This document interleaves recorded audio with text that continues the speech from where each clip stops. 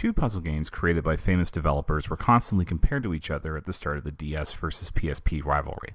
Nintendo fans had Meteos, a Masahiro Sakurai joint, while PSP owners had Tetsuya Mizuguchi's Lumines. As Sakurai has largely been confined to the Smash Bros. Dungeon since, with a brief interruption for Kid Icarus Uprising, Mizuguchi has had opportunities to refine Lumines to a fine point. And with the passing of Sony portables, Nintendo fans had the opportunity to strap in for one hell of a ride with Lumines Remastered. Lumines is a simple game on the surface.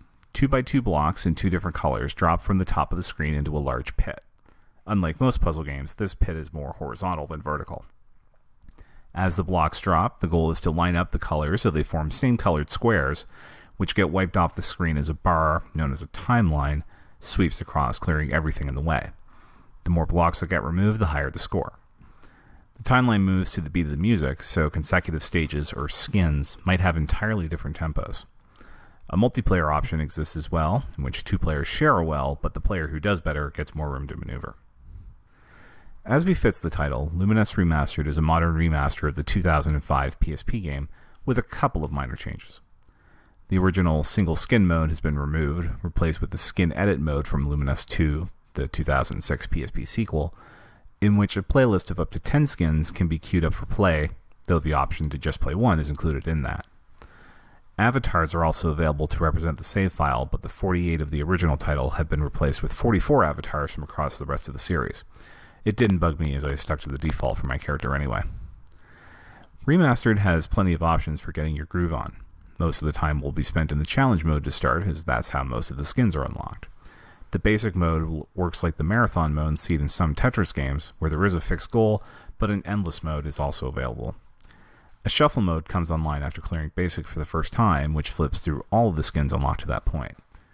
A time attack option is available, with the fixed 10-minute mode being shrunk to either 1, 3, or 5 minutes.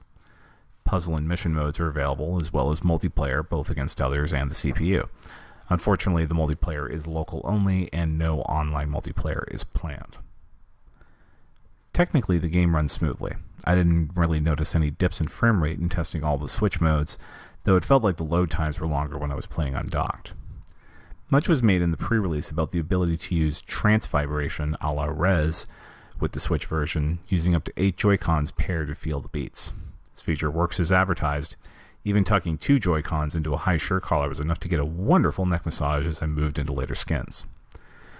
One annoyance of the Switch came into play, the lack of a fully functional directional pad. Even using the December 2017 model Xenoblade Chronicles 2 Pro Controller with its supposed fixes, still had a few too many incidents of accidental drops in the wrong spot because I was trying to move a block left and it registered it as up. The Joy-Con directional buttons actually performed better in roughly equal testing. I didn't have any issues following the graphics, which are simple to follow. Generally, the block colors are neutral, white or gray, paired with another color, so those with issues distinguishing colors should be able to proceed through the game fine. The music is high energy, and Mizuguchi is one of the best in the business at creating background music that keeps the urge to play high. There were several times during the writing of this review that I had to put the Switch down and force myself to finish writing it. The demand for puzzle games on a system that can be played anywhere is always high, and Lumines Remastered is a shining example of what the Switch can do with them. Using the HD Rumble feature as a way of enhancing the music is a stroke of genius, and all I can hope for now is that the Lumines effect makes way for the Tetris effect on Switch in short order.